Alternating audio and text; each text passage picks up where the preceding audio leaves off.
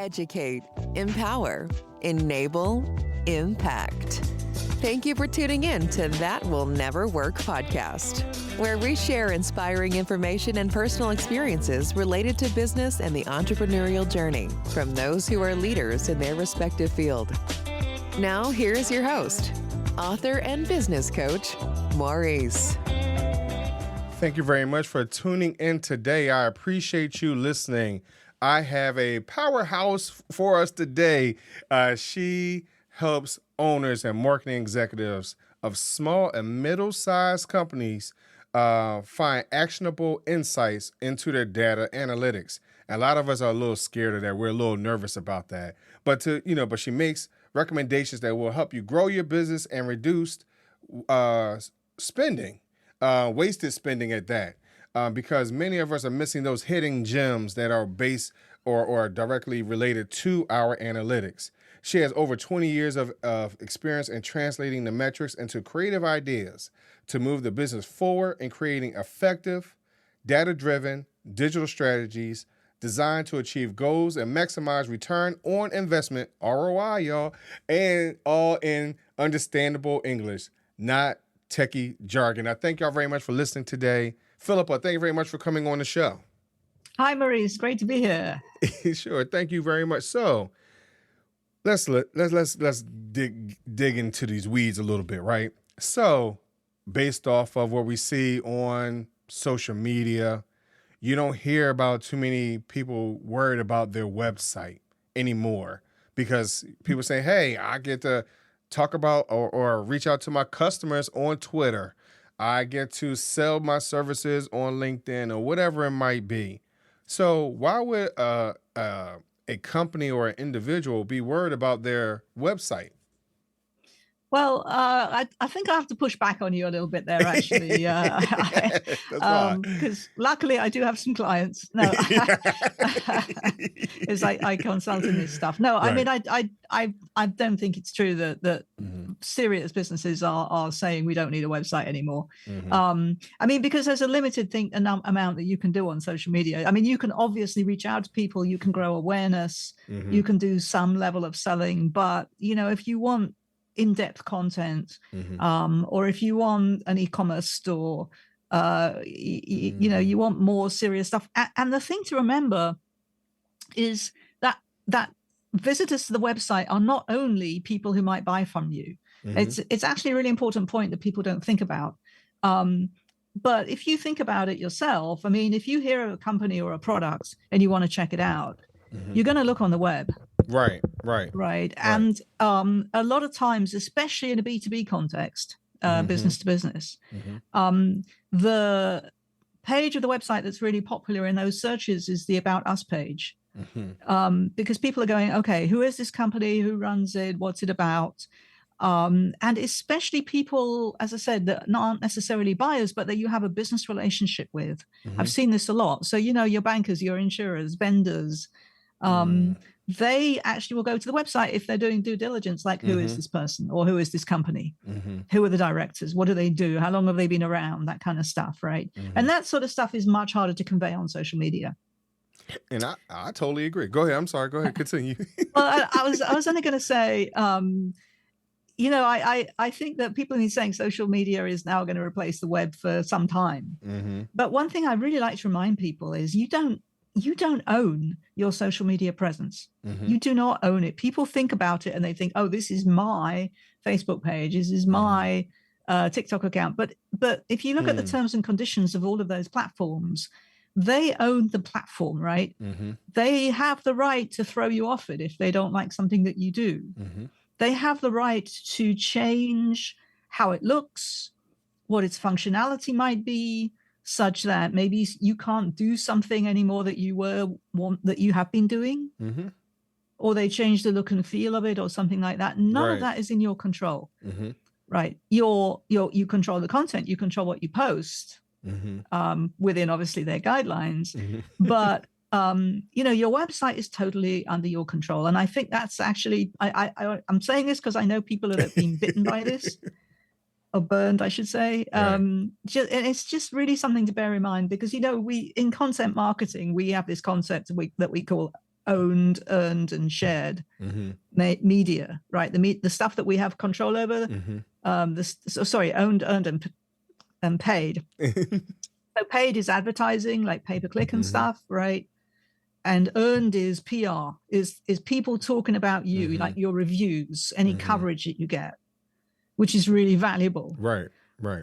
And I said shared earlier because I always add shared to that mix because that's what social media to me is. It's not under-owned. Wow, that's interesting. I think one unfortunately, we are under the impression that we own all of our content that we put out there on social media, and so I wonder if the listeners are, if you're paying attention, the content that you're putting out on the website, you control it a little bit better, or a little differently, based because you're hosting it, things like that, whatever that is. I mean, yes, you still have terms and conditions off of that, but your freedom of speech, so to speak, is a little easier, there than it would be on social media. Yeah, and you need to, I mean, if you're concerned about this, you most of the time it's not a problem, but you need to read the terms and conditions of each social media platform. I remember when Pinterest started, I believe that it actually said, once you post something, we own it. We have the right to use it. And of course there was a big outcry because that's really not okay. Right. But no, it's and most of us don't read terms and conditions, right? We just go, I want to get on with it. Right. But it's definitely worth reading those if you want to know what each platform actually says about what you do and don't own and what you can and can't control. So when you mentioned the About Us page, a lot of us, may not pay that much attention to that, or we get too caught up in the weeds of putting out every accolade we've ever earned from second grade, on there. So what type of information should we add on there that can help drive, just a little tidbit on what can help drive traffic to our website? Well, I know that your audience is people who maybe want to start their own business, right? So, what we're talking about here is credibility and authenticity. That's what people are looking for. The reason they go to the About Us page is because they want to say, can we trust this business? If they never heard of you before, they want to know, how do I know that you can do what you say you do? So, it's partly if you really are new, you've got to maybe talk about what your credentials are to do what you're offering. If you've been around a bit, then by all means talk about what you've achieved so far. I mean, this isn't really about your second grade achievements. And obviously it also depends on what kind of business you are. So if you're B2B, you need to be rather more maybe serious in your approach than if you're B2C. I mean, if you're doing like a mom's, not to denigrate mine, I shouldn't say that, but it depends what your audience are going to be looking for and what's important to them. So is that more on the emotional connection side? I resonate with what this person's talking about, or as opposed to, I'm going to pay this person money and I want to know that they're okay to do that, that I'm going to get what I need. So how could an individual find their voice?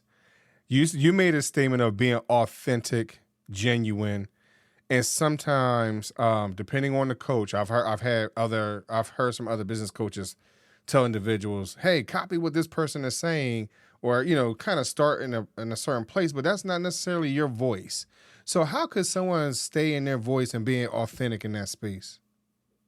I actually always feel like when you're creating content, I just try to create content as if I'm speaking to one person at a time.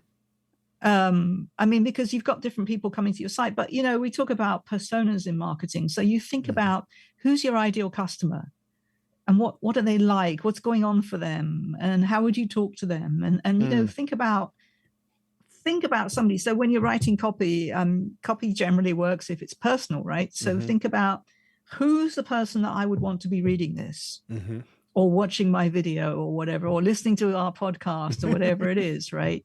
And what would they want to, how would they want me to present myself, and what would resonate with them, and then kind of work to that. Because if you can't be all things to all people when you're doing this, right?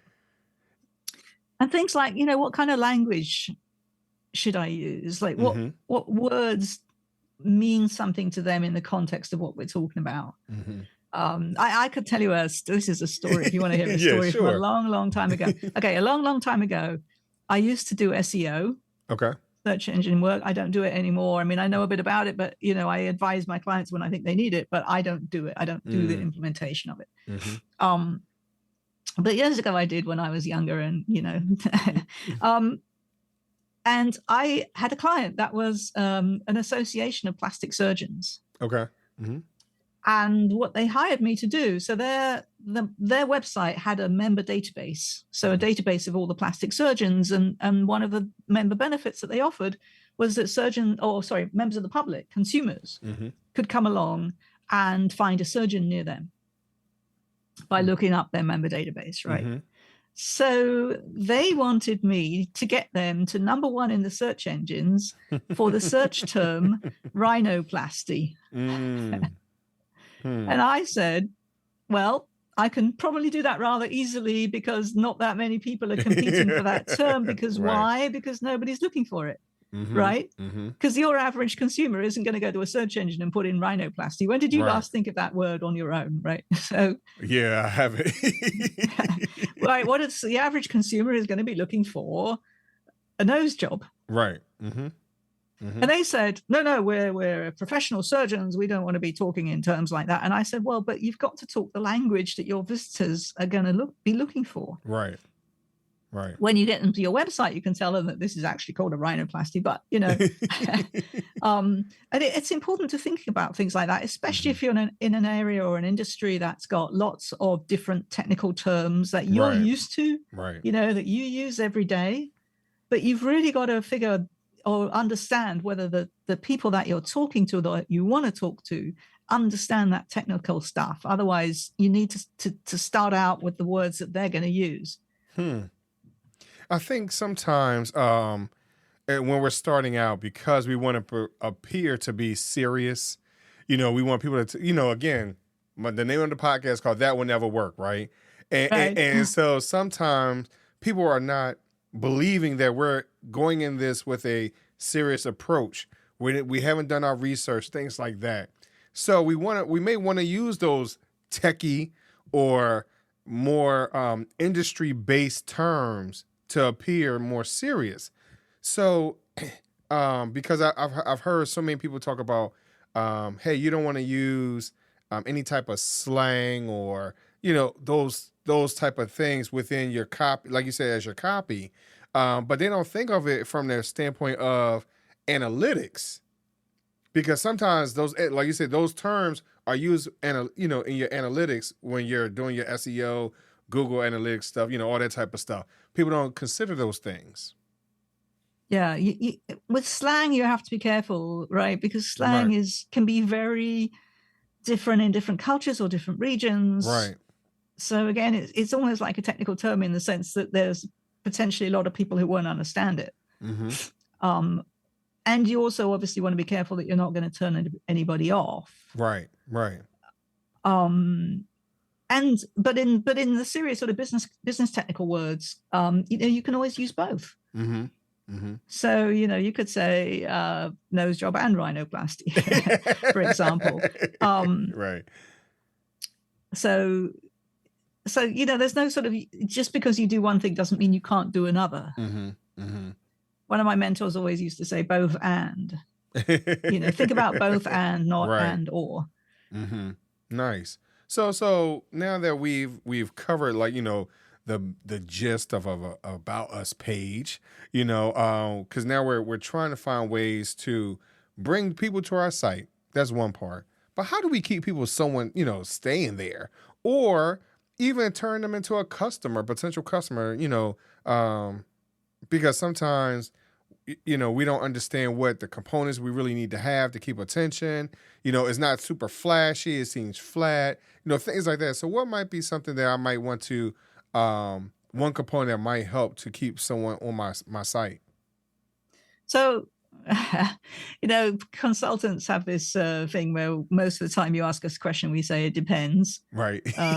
Which it does, right? It does. Honestly, that sort of depends on what you're selling or what you want to promote, because it to some extent it depends on how much the person has to think about, do I want to buy this? Like if it's a more expensive item, they may well not want to buy it, on first sight. Right.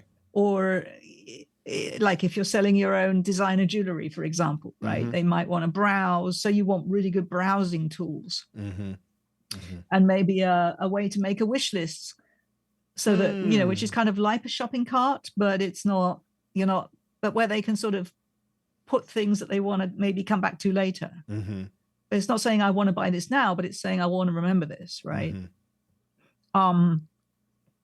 So that they can browse. Whereas, if it's an impulse buy kind of thing, then you want to make it very easy for them to buy quickly. If you think about Amazon, right at the top of an Amazon page, there's a, basically one click buy this now button, right? Right. Which is really clever. They invented that sort of technology because some people want that. It's like, okay, I know I want this, just give it to me. Don't make me go through scrolls and scrolls of stuff. And you already know my account details, so just let me click this. You already got my credit card on file, just boom. So you kind of have to understand your products and what the person buying them is, kind of what their process is as they think about, do I want to buy this now? Do I want to come back to it later? And then, again, if it's a more complex product, content about the product. How did I make this? How did I come up with the idea, maybe? Or what are the features and benefits? Some video. Obviously, testimonials and reviews from customers can really, really help. And one thing that I don't see this so much, I used to see a lot of times, websites would have a testimonials page or a reviews page. That's a separate page, and people don't go to it. It's a waste of time. Because why? Because everybody knows that it's always going to say that everything's wonderful. Right. But, these nowadays, on e-commerce sites, right, you have reviews that are on the page where you talk about the product. Again, I do think there's a question of how much people trust reviews, because typically people only make comments if they either really loved something or really had a problem with it. So you tend to get, if you think about reviews, most of the time you get a lot of 5s, like really, really great. And those maybe are your friends and everything. And then some 1s, So when you read the reviews, I think, you have to read them with a, decide if you trust them or not. But in general, reviews and testimonials do help. And as I said, just really thinking about what kind of questions would people have as they're thinking about whether they want to engage more, and see if you can make content that would address those questions. So I'm asking this type of question because these are things that help drive or not drive, but it help us to understand a little bit more about our analytics on the back end of the site. Because these type of things, we could say, hey, how long someone stayed on the site? Where did it click? Not click. Where did it drive them to? Those type of things. So why would it be important for me to even understand these parts of my website that drives this analytical piece, and vice versa? Right. And you talked earlier about what ways that we waste money on stuff. I mean, for example, I have a client right now, and he said to me, while we were going through the sort of, do I want to work with you process, he said, I want to know why my bounce rate's so high on my site. So, bounce is people that take a look and they very quickly leave. And if you look at the overall numbers on his site, maybe it's, I don't know, 80% or something. It seems very high. But one of the advantages of analytics is that you can break that down. And if we break it down on this particular site, which is a B2C site, what you can actually see is that the traffic that comes from, I hate to say this, but going back to social media, the traffic that's coming from social media is the traffic that's bouncing. The traffic that's coming from organic search or SEO, so traffic coming in from Google and Bing and so on, is much higher quality in that it's spending time on the site. And those are the people that are generally engaging and going on to do what he wants them to do on the site. And so the question then you can say, okay, here's what I see. It's not the same bounce rate across the board. The problem is social media traffic. So then we can say, well, what can we do about this? Like, what do we know about this? So is it that our social media ads are not well targeted? You know, we're not targeting them to the right demographic. Is it that they're not? I mean, they're coming to the website, right? There's lots and lots of clicks from social media. So is it maybe that the page that they first see when they come to the website doesn't match what their expectations are based on the ad? What's going on? And we can start trying to fix it. And, you know, as I said, you have to be careful because people on social media aren't necessarily looking to shop, which just could be another reason. It's just like, okay, maybe we're just putting too much effort into social media ads for the product that we sell is not, this just isn't the best venue. But there you can say, look, you know, we're spending this much budget on social media right now. It's not paying off. So now you can make a decision. Are we going to do something about it? Are we going to pause the budget? You know, are we going to reduce the budget? But at least you've got the information that your problems are not, you can increase what you're doing with SEO because that's getting you good traffic. And without the analytics that could make that distinction for you, you wouldn't have that information that you could then, you know, apply. Nice. Wow. So Phillippa, you've given up a lot of information here, but here's my question before I let you go. Where can someone reach out to you so we can stop having these nosy people hopping on my website and stay there? You know, where can they find you and reach out to you to talk to you about these type of things? Yeah, so my website is called Websites That Win. So it's websites plural that win. I'm sure you can put that in your by the show notes, right? Yes, I can. Most definitely. And on my website, I have a free ebook. So it's called Hidden Gems, and it's some stories. So again, this is not techie. It's stories in English. There's no graphs and there's no charts in it, but it's stories of decisions that my clients, these are all real life stories, have made. Different types of clients, different industries, based on things that we learned from the analytics that we wouldn't have otherwise known. And things that they then did that really made a material difference to their business or their website. So it's designed just to hopefully inspire people to think a bit more about analytics. Nice. Phillippa, I thank you very much for coming on the show today. But you're welcome. But here's the thing, and I meant to say this to you in the green room. I got to ask you my world famous question, my would you rather question, right? And keep in mind there are no parameters. All right. So, would you rather choose 3 doors or a fork in the road? Whoa. Interesting. I'd rather have a fork in the road because I actually do a lot of hiking. Okay. And, you know, especially when you're hiking in the UK, there's a lot of places where you come to a fork in the road and it's not exactly clear which one you should take. Right. It's not signposted. But at least you can sort of see a little way down. Hopefully you can see a little way down each path and have some idea which one might be the better option. Whereas with the doors, if the doors are closed, you have no idea what's beyond them. So I guess I'm being analytical, right? No. And like I said, there are no parameters. It's just a nice way to end off the show, you know. But I've had people asking if the doors are acrylic or glass so they can see through the doors, and you know how many forks are in the road, you know, are there back to back or things like that. So that's why I preface by saying there are no parameters. It's based off of you and your imagination, how you perceive life and how you maneuver through making decisions. That's really about it. Interesting. So I should have asked a few questions before I jumped to an answer. Sorry. Right. No, it's fine. It's fine. But I appreciate you coming on today. Thank you. This was fun. Good. Thank you very much for listening to That Will Never Work, and I will talk to you a little later. Thanks for listening. Find us on social media at Chisholm Group LLC and check back weekly for new episodes. Until next time, that will never work, or will it?